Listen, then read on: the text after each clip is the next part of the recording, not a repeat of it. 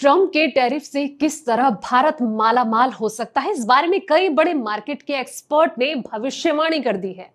इनका यह मानना है कि भारत और अमेरिका के बीच द्विपक्षीय व्यापार समझौते पर जो बातचीत चल रही है, उस पर मोहर लगने के बाद घरेलू स्तर पर व्यवसाय को काफी प्रोत्साहन मिलने वाला है, ऐसी उम्मीदें जताई जा रही हैं। चलिए जानते हैं कि किस सेक्टर की किस्मत जो है वो बदल सकती है। नमस्कार, मैं हूं संध्या बिष्ट और आप देख रहे हैं द इकोनॉमिक टाइम्स हिंदी। बता दें कि इसमें Blue Star, Tata consumer products, Arvind और डिक्सन टेक्नोलॉजीज समेत कई कंपनियों के सीईओ का ये मानना है कि ट्रम्प के टैरिफ के बावजूद भारतीय व्यवसाय काफी प्रतिस्पर्धात्मक रहने वाला है। पिछले हफ्ते डिक्सन के नतीजे आने के बाद कंपनी के मैनेजिंग डायरेक्टर अतुल लाल ने यह कहा कि कंपनी अपने पहले से बुक किए गए बड़े ऑर्डर को पूरा करने के लिए ही अपनी जो कैपेसिटी है उसका करीब 50% तक विस्तार करने जा रही है, और कहीं ना कहीं इससे आने वाले वक्त में कंपनी को फायदा हो सकता है। इसका एक बड़ा हिस्सा नॉर्थ अमेरिका को एक्सपोर्ट किया जाएगा।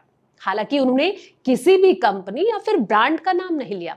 ऐसा ये माना जा रहा है कि इस कंपनी का जो मुख्य ग्राहक है वो मोटोरोला है, जो अमेरिका में हैंडसेट को एक्सपोर्ट करता है। साथ ही आपको ये भी बता दें कि अमेरिकी ब्रांड गूगल का पिक्सल भी है।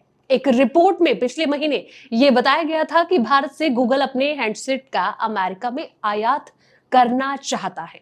हालांकि अमेरिकी राष्ट्रपति ट्रंप की तरफ से जिस तरह का एप्पल और साथ ही सैमसंग का पर जो प्रेशर है वो डालकर अमेरिका में प्रोडक्शन करने के लिए कहा जा रहा है, या फिर 25% जो टैरिफ है वो लगाने का डर दिखाया जा रहा है।